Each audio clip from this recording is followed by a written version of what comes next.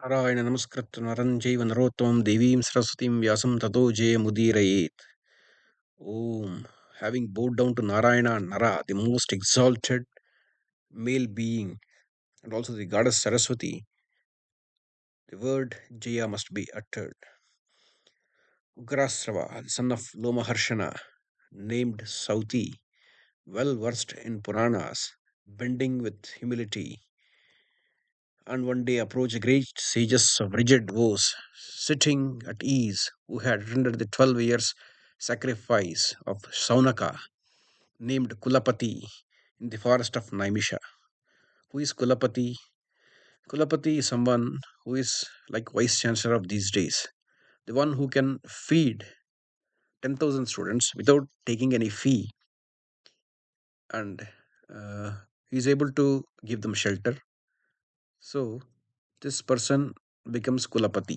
Since the arrival of Kali Yuga, the capacity to feed students, 10,000 students, has been reduced. Therefore, the University of Takshasila came to being. So, that is the background of Kulapati. And Kulapati ended up as vice chancellor of universities. Okay, coming to the Mahabharata, those aesthetics wishing to hear his wonderful narrations, that is Sauti Ugrasravas narrations, they having welcomed him, addressed him with respect by the holy men with joined palms. Even all of them inquired about the progress of asceticism. Then all these aesthetics, being seated again, the son of Loma Harshana humbly occupied the seat that was assigned to him. Seeing he was comfortably seated and recovered from fatigue, one of the rishis, beginning the conversation, asked him, "Where do you come from, O lotus-eyed Sauti Ugrasravas?" Okay. Why he got that name? That's because he is able to Ugrasravas. Ugram is fearful. Shravas is able to listen. Since he is able to listen fearfully and repeat it and retain it as memory, he got the name Sauti Ugrasravas. So he asked him, "From where are you coming? Tell me, I ask you in detail." That's what Sage asked him. Accomplished in speech, Sauti, thus questioned, gave the answer. In the assembly of the Munis or the Rishis or the sages,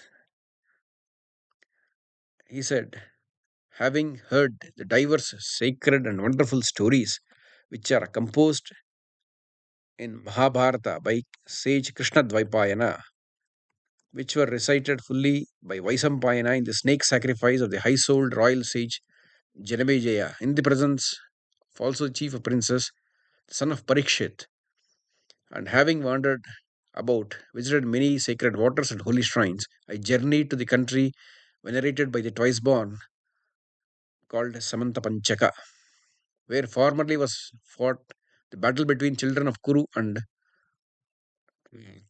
Pandu, that is, son of Dhritarashtra and son of Pandu Raju. All the chiefs of the land ranged on either side. Thus, anxious to see you, I came to your presence. A reverend sages, all of you whom are to me as Brahma, a greatly blessed, who shine in this place of sacrifice, the splendor of solar fire, you who have been concluded in the silent meditation and have fed the holy fire, yet who are sitting without care. What you, twice born, shall I repeat, shall I recount the sacred stories collected in the Puranas containing precepts of religious duty and worthy of profit, or the acts of illustrious saints and sovereigns of mankind? The sages replied, the Purana first promulgated by the great Rishi Dvaipayana, and which, after being even heard by both gods and Brahma Rishis, was highly esteemed, being the most eminent narrative that exists, diversified both in direction and division, possessing subtle meanings, logically combined, and gleaned from the Vedas, is sacred work. Composed in elegant language, this includes the subjects of other books, comprehends the sense of four Vedas. We are desirous hearing the story, also called Bharata, the holy composition of the wonderful Vyasa, which dispels fear of evil just as it was cheerfully recited by Rishi Vaisampayana under the direction of sage Dvaipayana himself at the snake sacrifice of Raja Janamejeya. Sauti said, having bowed down to the primordial being Isana, to whom multitudes make offerings, and who is adored by the multitude, who is the true incorruptible one, Brahma, perceptible, imperceptible, eternal, who is both existing and non existing, being, who is the universe, and who is also distinct from the existing and non existing universe, who is the creator of high and low, the ancient, exalted, inexhaustible one, who is Vishnu, and the beneficence, beneficent and the beneficence itself, worthy of all preference, pure, immaculate, who is Hari, the ruler of the faculties, the guide of all things movable and immovable. I will declare that sacred thoughts of illustrious sage Vyasa, of the marvelous deeds and worshipped here by all. Some bards have already published this history, some are now teaching it, others, in like manner, will hereafter promulgate it upon the earth. It's a great source of knowledge established throughout in three regions of the world. It is possessed by twice born in both detailed and compendious forms. It is a delight of the learned for the being embellished with elegant expressions, conversation, human and divine, and a variety of poetical measures. In this world, when it was destitute, brightness and light, and enveloped all around in total darkness, then it came into being as the primeval cause of creation, the mighty egg, which is called Hiranyagarbha in Sanskrit, the one inexhaustible seed of all created beings. It is called Mahadivya and was formed at the beginning of the Yuga, in which we were told the true light of Brahma, the eternal one, the wonderful, inconceivable being present alike in all places, the invincible and subtle cause, whose nature partakes of entity and non entity. From this egg came out Lord Pitamaha Brahma, the only Prajapati with Suraguru and Stanu. Then appeared 21 Prajapatis like Manu, Vasishta, Parameshti, 10 Prachitas, Daksha, and the seven sons of Daksha. Then appeared the man of inconceivable nature, whom all the rishis know as Visvedevas, Adityas, and Vasus. The twins, Ikshas, Sadyas, Pichachas, Guhyakas, Pitris. After these were produced, the wives of the most holy Brahmarishis, the numerous Rajarishis, distinguished by every noble quality. So, water of the heavens, earth, air, and the sky, points of the heavens, the years and the seasons, the months, fortnights, pakshas, the day and night in due succession. Thus were produced all the things which were known to mankind. As we have seen, what we have seen, whether animate or inanimate, of created things, we will at the end of world, after expiration of yuga, be again confounded, and at the commencement of other yugas, of all things will be renovated, unlike other various fruits of earth succeeded in each other in due other of the seasons, thus continue perpetually to revolve round the world throughout beginning and without end. This whole wheel causes the destruction of beings. The generation of devas, in brief, was 33,333. The sons of Div were Brihadbhanu, Chakshus, Atma, Vibhavasu, Savita, Richika, Arka, Bhanu, Asavaha, and Ravi. Of these Vivaswans of old, Mahya was the youngest, whose son was Devavrata. The later had for his son Suvrata, who we learn had three sons, Dasajyoti, Satajyoti, Sahasrajyoti, each of them producing numerous offspring. The illustrious Dasajyoti had 10,000, Satajyoti 10,000 times, 10 times of that number, Sahasrajyoti 10 times of the number of Satajyoti's offspring. From these are descend the family of Kurus, of the Yadus, of Bharata, the family of Yayati, Ikshwaku, and also of Rajarishis. Numerous were also generous produced.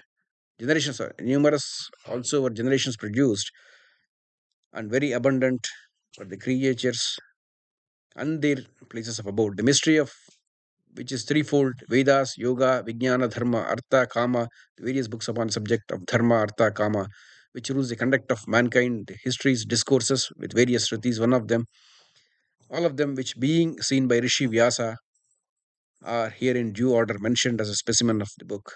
Rishi Vyasa published this mass knowledge in both detailed and abridged form. It is the wish of the learned the world to possess the details of abridgment. Some read the Bharata beginning with the initial mantra, others story of Astika, others with Uparichara, while some other Brahmanas study the whole. Men of learning display their various knowledge of the institutes and commencing on the composition. Some are skillful in explaining it, others are remembering its contents. The son of Satyavati, having by patience meditation analyzed the eternal Veda, afterwards composed this holy history. One that is learned Brahmarishi of stricter oaths, the noble Dvaipayana Vyasa offspring Parasara, had finished this greatest narrations. He began to consider how he might teach it to his disciples. And the possessor of six attributes, Brahma, the world's preceptor, knowing the anxiety of the Rishi Dvaipayana, came in person to the place where later was for gratifying the saint and benefiting of the people. When Vyasa, surrounded by all the tribes, Munis saw him surprised. Standing joined palms, bowed and ordered a seat to be brought, and Vyasa, having gone round him, who is called Hiranyagarbha, seated on a distinguished seat, stood near it, and being commanded by Brahma Parameshti, he sat down near the seat, full of attention and smiling in joy. Then greatly glorious Vyasa, addressing Brahma Parameshti, said, O divine Brahma, by me a poem has been composed which is greatly respected. The mystery of the Veda and what other subjects have been explained by me. The various rituals of Upanishads with Angas, compilation of Puranas, history formed by me, named after three divisions of time, past, present, and future. The determination of the nature of decay, fear, disease, existence, non existence, description of creeds and of various modes of life, rule for the forecast, four varnas, which of course, which we can say that varna is not caste, and the import of all Puranas, account of asceticism, and of the duties of a religious student, the dimension of sun and moon, the planets, constellations, the stars, together with the duration of four ages, Rik, Sama, Yajurvedas, and the Adhyatma, the sciences of Nyaya, Otophy, treatment of diseases, charity, Pasupata Dharma, birth, celestial and human, for particular purposes, also description of places of pilgrimage and other holy places, of rivers, mountains, forests, and ocean, of heavenly cities and the kalpas, the art of war, the different kinds of nations and languages, the nature, the manner of people, all this pervading spirit, and all this have been represented. But after all, no writer of this book is said to be found on earth. Brahma said, I esteem you for your knowledge of divine mysteries before the whole body of celebrated munis distinguished for this sanctity of their lives. I know you have revealed a divine word even from its first utterance. In the language of truth, you have called your present work a poem. Wherefore it shall be a poem. There shall be no poets whose works may be equal the descriptions of this poem, even as in the other modes called ashrama are ever unequal in merit to the domestic ashrama. Let Ganesha be thought of, O Muni, for the purpose of writing the poem. Sauti said, Brahma, having thus spoken to Vyasa, retired to his own abode. Then Vyasa began to call in mind Ganesha, and Ganesha, observer of obstacles, ready to fulfill the desires of his votaries, was no sooner thought of than he repaired to the place where Vyasa was seated. And when he has been saluted and was seated, Vyasa addressed him, O guide of the Ganas, be you the writer of Bharata, which I have formed in my imagination and which I am about to repeat. Ganesha, upon hearing the address, thus answered, I will become the writer of your book, provided my pen do not stop for a moment. And Vyasa said unto the divinity, wherever there is anything, there be anything you do not comprehend, cease to write. Ganesha, having signified his assent by repeating the word Om, proceeded to write, and Vyasa began by the way of diversion. He knit the knots of composition exceeding close, by doing which he dictated this work to his engagement. I am, continued Sauti, acquainted with 8,800 verses. So is Sukha and perhaps Sanjaya. From the mysterious of the meaning, O Muni, no one is able to this day to penetrate those closely knit, difficult slokas. Even the omniscient Ganesha took moment to consider, while Vyasa, however, continued to compose other verses in abundance.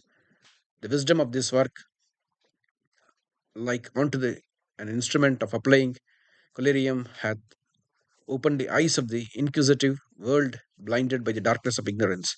As the sun dispels darkness, so does Bharata, by his discourses on religion, profit, pleasure, and final release, dispel the ignorance of men. As the full moon, by its midlight, expands the buds of water lily, so this Purana, by exposing the light of the Shruti, has expanded the human intellect. By the lamp of history, which destroys the darkness of ignorance, the whole mansion of nature is properly and completely illuminated. This work is a tree, which is a chapter of contents, is seed. Divisions are called Paulama and Astika are root. The part is called Sambhava is trunk. The books called Sabha and Aranya are roasting perches. The books called Arani is knitting knots. The books called Virata and Udyoga the pith. The book named Bhishma, the main branch. The book called Drona, the leaves. The book called Karna, the fair flowers. The book named Shalya, the sweet smell. The books entitled Sri and Aishika, referring shade. The book called Shanti, the mighty fruit. The book called Ashwamedha, the immortal sap. The denominated Ashramavasika, the spot where it grows. The book called Mausala, epitome of the Vedas, and held in great respect by the virtuous Brahmanas. The tree of Bharata, inexhaustible to mankind, as the clouds, shall be the source of livelihood to all distinguished poets. Sauti continued, I will now speak of the underlying flowery, fruitful productions of this tree, possessed of pure and pleasant taste, and not to be destroyed even by the immortals. Formerly, the spirited and virtuous Krishna Dvaipayana, by the injunctions of Bhishma, the wise son of Ganga and of his own mother, became father of three boys who were like the three fires by the two wives of Vichitravirya. And having thus raised up Dhritarashtra, Pandu, and Vidura, he returned to his recluse abode to prosecute his religious exercise. It was not till after these were born, grown up, and departed on the supreme journey that the great Rishi Vyasa published the Bharata in this region of mankind. When being solicited by Janamejeya, thousands of Brahmanas, he instructed his disciple Vaisampayana, who was seated near him, and he, sitting together with Sadasyas, recited Bharata during the intervals of ceremonies of the sacrifice, being repeatedly urged to proceed.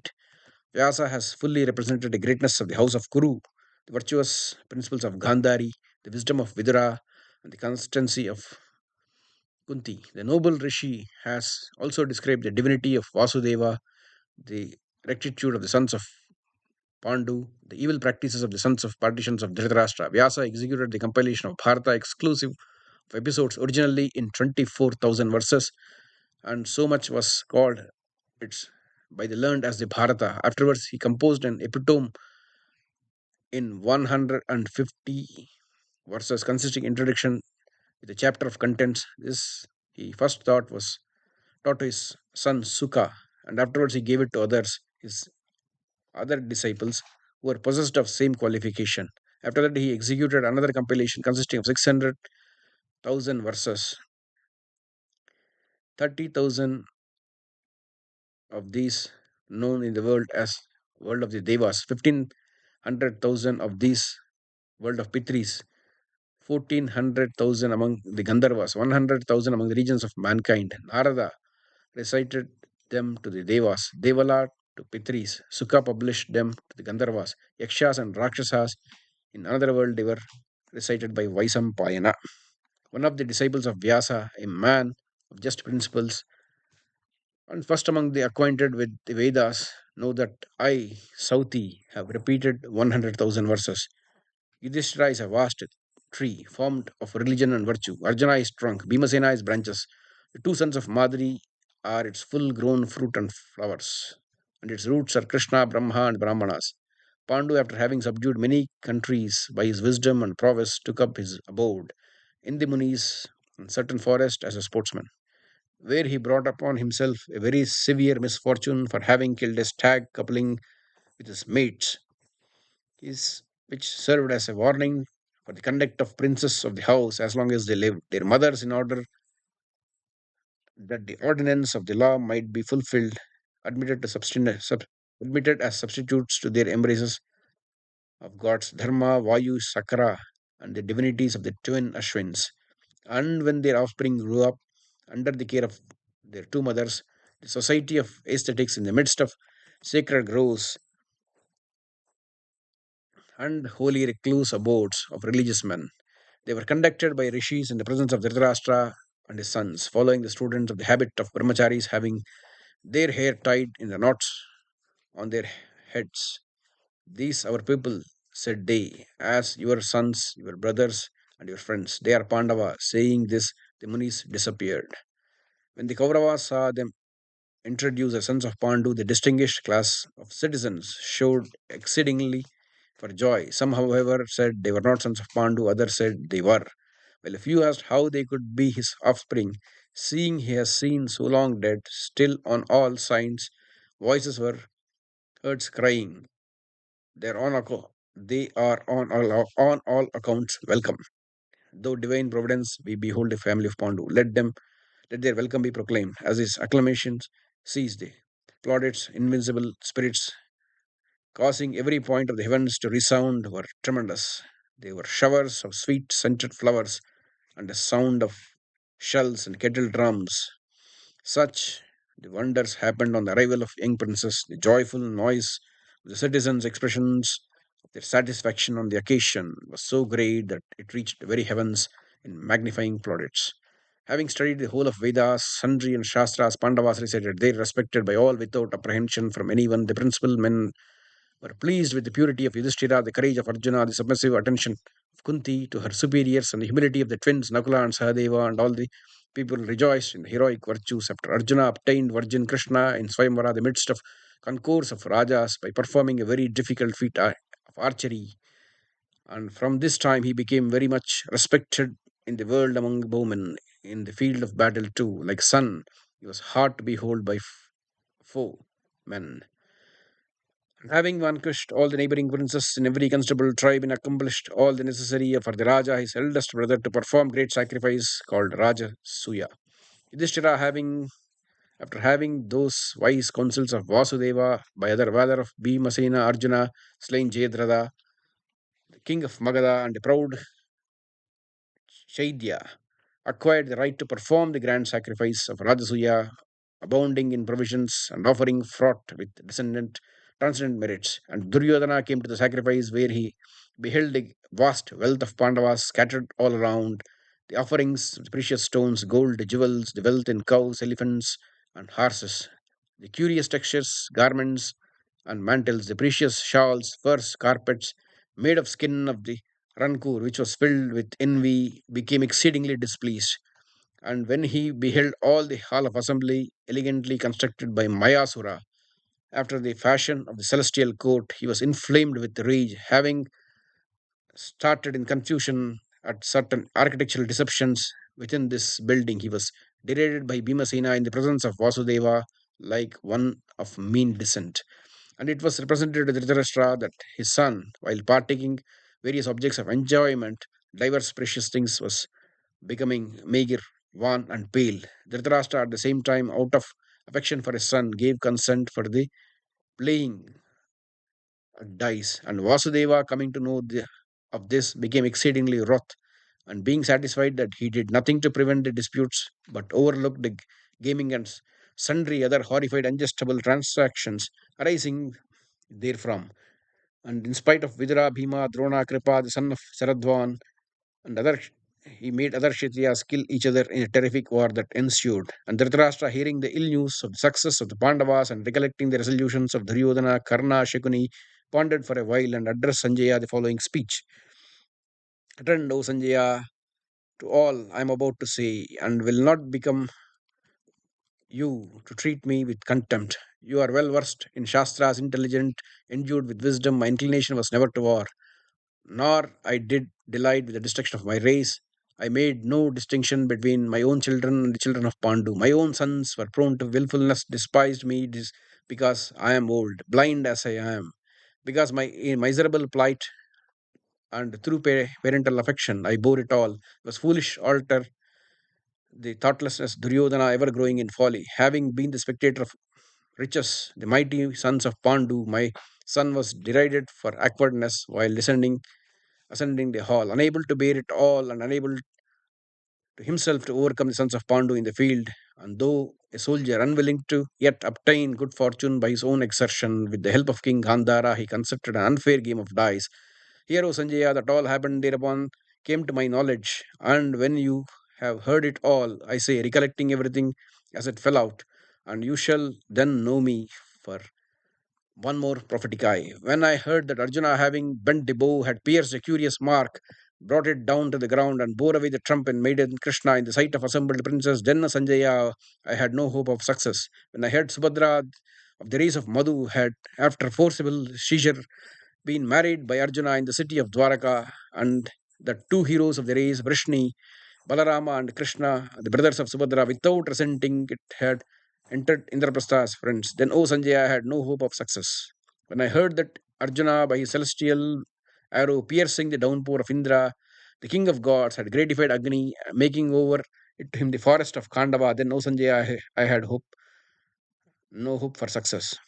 And when I heard the five Pandavas with their mother Kunti had escaped from the house of Lak, and that Vidura had engaged with the accomplishment of their designs, then, O Sanjaya, I had hoped for no success. When I heard that Arjuna, having been pierced the mark of arena, won Draupadi, and that brave Panchalas had joined the Pandavas, then, O Sanjaya, oh, I had no hope for success. When I heard Jarasandha, the foremost of the royal lion of Magadha, and blazing in the midst of Kshatriyas, has been slain by Bhima with his bare arms alone, then Sanjaya, I had no hope of success. When I heard in general campaign the sons of Pandu had conquered the chiefs of land and performed a grand sacrifice of Rajasuya, then, O Sanjaya, I had no hope of success. When I heard that Draupadi, her voice choked with tears in the heart of full of agony, in the season of impurity, but with one raiment on, had been dragged into the court through which she had protectors.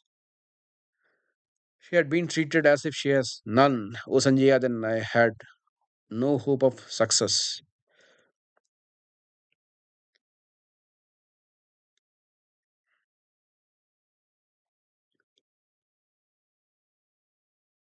When I heard Yudhishthira had beaten by Saubala at the game of dice, deprived of his kingdom, as a consequence thereof, still has been attended upon by his brother's incomparable prowess, then, O Sanjaya, had no hope of success. When I heard that virtuous Pandavas, weeping with affliction, had followed their elder brother to the wilderness and exerted themselves variously for the mitigation of the discomforts, then, O Sanjaya, I hope no success. When I heard Yudhishthira has been followed up to the wilderness by Snatakas, noble minded Brahmanas who live upon alms, then Sanjaya, I had no hope of success. When I heard that Arjuna, having combat pleased the god of gods, Trayambaka, in the disguise of hunter, and had obtained celestial weapons from Indra himself, O Sanjaya, I had no hope of success. When I heard afterwards that Arjuna had vanquished the Kalakeyas and the Polomas, proud with the boon they had obtained, and which they had rendered them invulnerable even to celestials, O Sanjaya, then I had no hope of success. When I heard that Arjuna, the chasers of enemies, have gone through the regions of Indra for the destruction of the Asuras, had returned thence successful, then Sanjaya, oh, I had no hope of success. When I heard that Bhima and other sons of Pritha, accompanied by Vaishravana, had arrived at a country which is inaccessible to man, then, O Sanjaya, I had no hope of success. When I heard that my sons, guided by the counsels of Karna, while on the journey of Gosha Yatra, had been taken prisoners by the Gandharvas and were set free by Arjuna, then Sanjaya, I had no hope of success.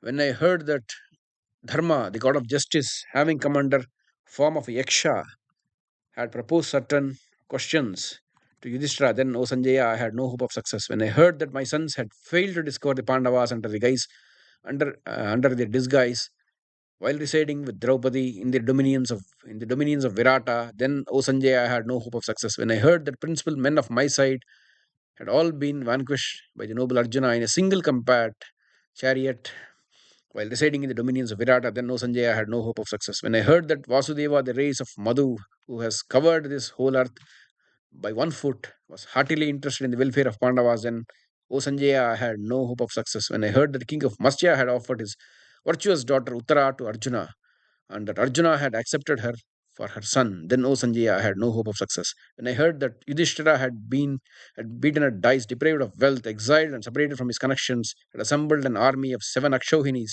then, O Sanjaya, I had no hope of success. When I heard Narada declare that Krishna and Arjuna were Nara and Narayana, and he, Narada, had seen them together in regions of Brahma, then, O Sanjaya, had no hope of success. When I heard that Krishna, anxious to bring about peace for the welfare of mankind, had repaid to the Kurus and went away without having been able to effect his purpose, then, O Sanjaya, had no hope of success. When I heard that Karna and Duryodhana resolved upon imprisoning Krishna, displayed in himself in the whole universe, then, O Sanjaya, had no hope of success. Then I heard the time of his departure, Pritha, that is Kunti, standing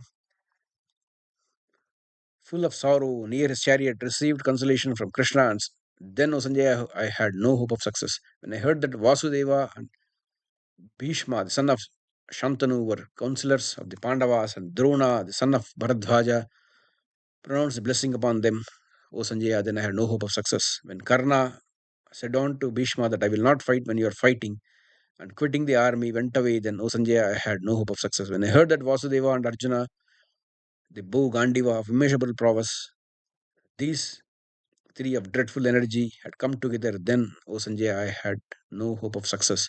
When I heard that Arjuna, having been seized with compunction on his chariot and ready to sink, Krishna showed him all the worlds within his body, then, O Sanjay, I had no hope of success. When I heard that Bhishma, the righteous son of Ganga, himself indicated by the means of his defeat in the field of battle, and that the same were accomplished by Pandavas with joyfulness, then, O Sanjaya, had no hope of success. When I heard that Arjuna, having placed Sikandi before himself in his chariot, had wounded Bhishma of infinite courage and invincible in battle, then, O Sanjaya, had no hope of success. When I heard that aged hero Bhishma, having reduced the numbers of race of Somaka to a few, overcome the various wounds, was lying on a bed of arrows, then, O Sanjaya, I had no hope of success. When I heard that upon Bhishma's lying on the ground with thirst for water, Arjuna, being requested, had pierced the ground and allayed his thirst, then, O Sanjaya, I had no hope of success. When Vayu, together with Indra and Surya, united as allies for their success of the sons of Kunti, the beasts of prey, were putting us in fear, then, O Sanjaya, I had no hope of success. When the wonderful warrior Drona, displaying various modes of fight in the field, did not slay any of the superior Pandavas, then, O Sanjaya, I had no hope of success. When I heard Maharada, some Saptakas of our army appointed for the overthrow of Arjuna were all slain by Arjuna himself, on O Sanjay, I had no hope of success. When I heard that our disposition of forces, impenetrable by others, were defended by Bharadwaja himself, well armed, had been singly forced and entered by the brave son of Subhadra, then, O Sanjay, I had no hope of success. When I heard that Maharathas, unable to overcome Arjuna, jubilant faces, having jointly surrounded and slain the boy Abhimanyu, then, Sanjaya, I had no hope of success. When I heard that the blind Kauravas were shouting for the joy after having slain Abhimanyu, and thereupon Arjuna's anger made them celebrated speech referring to Saindava, then, O Sanjaya, had no hope of success. When I heard that Arjuna had owed the death of Saindava and fulfilled his woe in the presence of his enemies, then, O Sanjaya, I had no hope of success.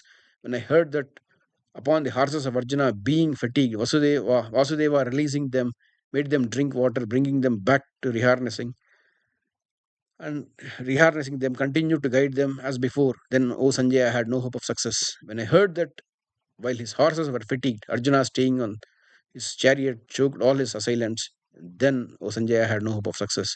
When I heard that Yudhishthira, the race of Vrishni, when I heard that Yudhana of race of Vrishni, having thrown into confusion the army of Drona, rendered unbearable in the prowess, owing to his presence of elephants, retired where to Krishna and Arjuna were, O Sanjaya, had no hope of success. When I heard that Karna, even though he had got Bhima with his power, within his power, allowed him to escape only after addressing us in contemptuous terms and dragging him with the end of his bow. Then, O Sanjay, I had no hope of success. When I heard that Drona, Kritavarma, Kripa, Karna, son of Drona, the valiant king of Madra, offered Saindava to be slain, then, O Sanjay, I had no hope of success.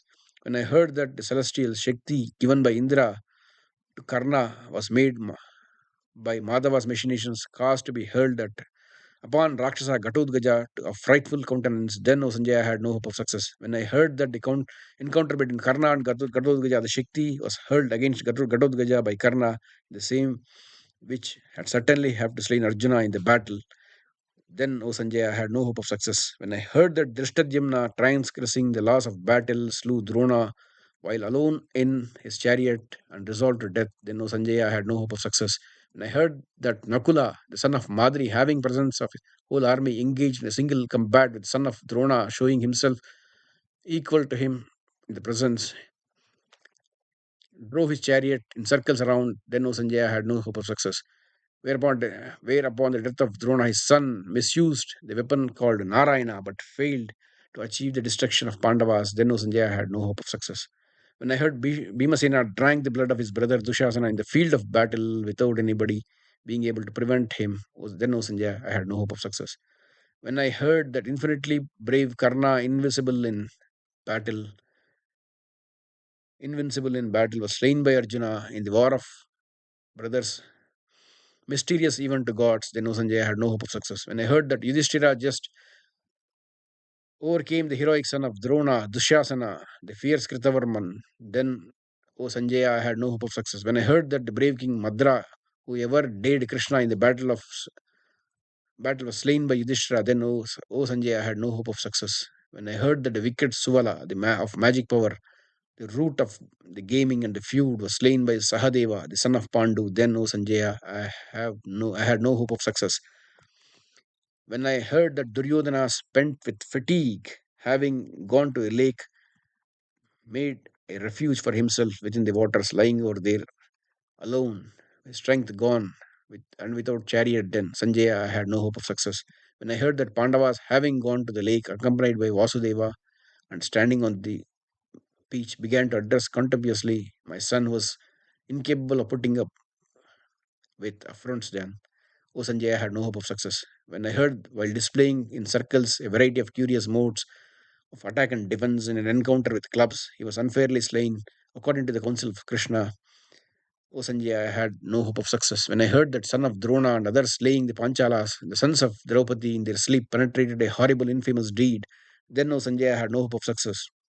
When I heard that Ashwathaman, while being pursued by Bhimasena, had discharged the first of weapons called Aishika, by which the embryo of the womb of Uttara was wounded, then Sanjaya, had no hope of success. When I heard that weapon of Brahmashira, discharged by Aswathaman, was repelled by Arjuna with another weapon over which he had pronounced the word Sasti, and that Aswathaman had to give up the jewel of excrescence on his head, then, O Sanjaya, had no hope of success. When I heard upon the embryo of the womb of Virata, daughter, being wounded by Aswathaman with a mighty weapon, Dvaipayana and Krishna pronounced curses on him. Then, O Sanjaya, had no hope of success.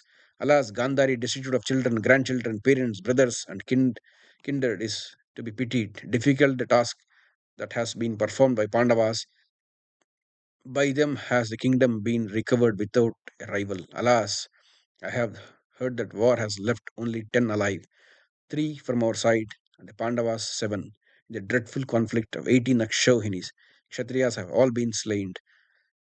All around me is utter darkness, and fit of swoon assail me. Consciousness leaves me, O Suta, and my mind is distracted. Sauti, said Dhritarashtra, bewailing of his fate in these words, was overcome with extreme anguish for the time deprived of sense, but being revived, he addressed Sanjaya in the following words. After what has come to pass, Sanjaya, I wish to put an end to my life without delay. I do not find the least advantage in cherishing it any longer. The wise son of Gavalgana, Sanjaya, then addressed the distressed lord of earth, while thus talking and bewailing, sighing like a serpent, repeatedly tainting in words of deep import.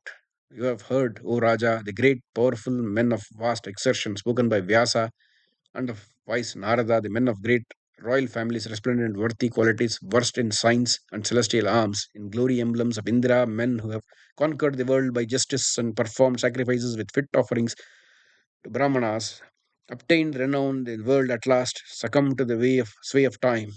Such were Saivya, the valiant Maharata, Sanjaya, the greatest conquerors, Suhotra, Rantideva, Kakshivanta, the great in glory, Vahlika, Damana, Saryati, Ajita, Nala, Vishwamitra, the destroyer of force, Ambarisha, great in strength, Marutta, Manu, Ikshwaku, Gaya, Bharata, Rama, son of Dasharatha, Sasavindu, Bhagirath, Kartivirya, the greatly fortunate, and the Janamejeya too, and Yayati of good deeds, who performed sacrifices, being assisted therein by the celestial themselves, and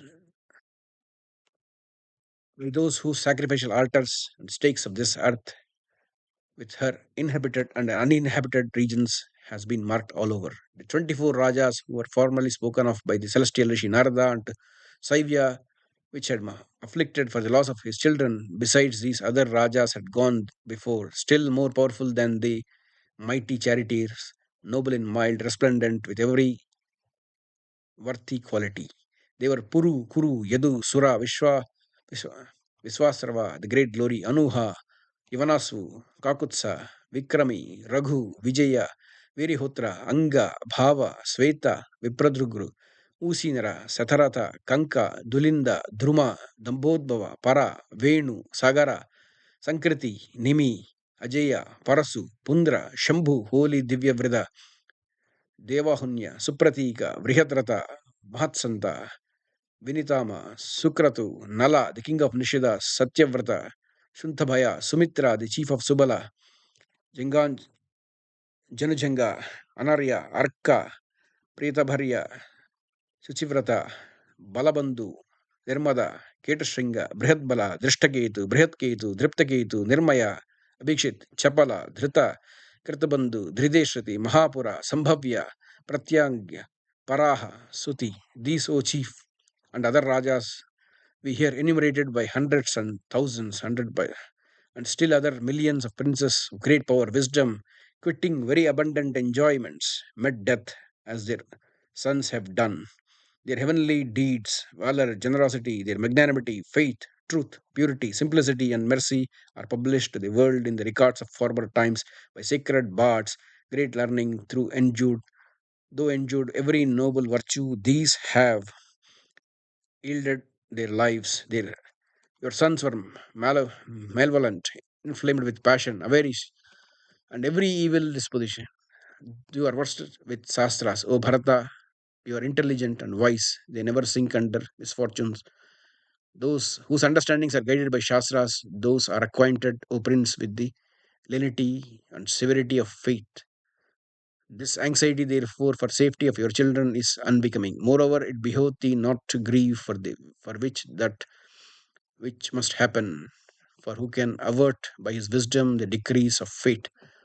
No one can leave the way marked out for him by providence, existence, non existence, pleasure, pain. All have time for the root. Time creates things, time destroys all creatures. It is time that burns creatures, it is time that extinguishes the fire. All states, the good and the evil in three worlds are cast by time. Time cuts short all things, creates them new. Time alone awakes when all things are asleep. Indeed, time is incapable of being overcome. Time passes all over things without being created, knowing as you have that all the things past and future, all in that exist in present and moment, are the offspring of time. It behoved thee not to throw away your reason. Sauti said, the son of Gavalgana, having in this manner administered comfort, the royal sage Dhritarashtra, overwhelmed with grief for his sons, thus restored his mind to peace. Taking the facts of his subjects, Dvaipayana composed Holy Upanishad. It has been published in the world, learned and sacred bards, the Puranas, composed them. The study of Bharata is act of piety. He that reads even 1 foot with belief has his sins entirely purged away. Herein Devas, Devarshis, Imalclate, Brahmarshis of good deeds have been spoken of. Likewise, Yakshas, the great Uragas, that is Nagas. Here also has been described in the eternal Vasudeva, possessing the six attributes. He is true and just, pure and holy, eternal Brahma, the supreme soul, the true constant light, whose divine deeds, wise and learned, recount from what has proceeded to non-existent, existent, non-existent universe principles of generation and progression, the birth, the death, the rebirth, that also has been treated, of which is called Adhyatma, this superintending spirit of nature that partakes the attributes of five elements. That also has been described, who is Purusha, being above the epithets as undisplayed and like, which has foremost, yet is exempt from the common destiny, endued from the four meditation tapas. Behold, dwelling in their hearts, reflected image of the mirror, the man of faith, devoted to piety, and constant in exercise of virtue. On reading this section is freed from sin. The believer that constantly hears recited this section of Bharata, called the introduction from the beginning, falls not into difficulties. The man repeating any part of the introduction in the two twilights is during such act freed from the sins contracted during the day or the night. The section of the body of Bharata is truth and nectar. The butter is the curd. Brahmana, butter is in curd. Brahmana among the bipeds.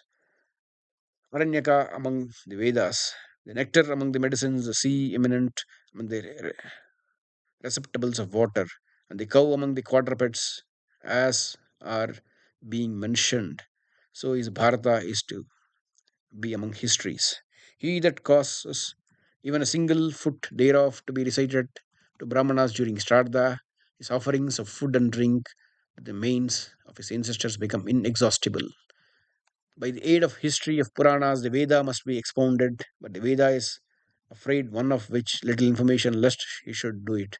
The learned man who recites to other this Veda of Vyasa repeats advantage. It may without doubt destroy even the sin of killing the embryo, unlike he had read this holy chapter of moon, reads the whole of Bharata. I ween the man who has reverence daily listens to this sacred work, acquire long life and renown, and heaven ascend to heaven. In former days, having placed four Vedas one side and Bharata on the other, they were weighed in the balance, celestials assembled for the purpose, and later weighed heavier than the four Vedas with their mysteries. From that period, it has been called in the world as Mahabharata, the great or the great Bharata. Being esteemed superior both in substance and gravity, the of import, denominated Bharata on the account such substance gravity import. He that knows the meaning of is saved from all his sins. Tapa is innocent. Study is harmless. Ordinance of the Vedas is prescribed for all the tribes are harmless. The acquisition of wealth by exertion is harmless. But when they are abused in their practices, then it is that becomes a source of evil. This ends the first chapter of Mahabharata.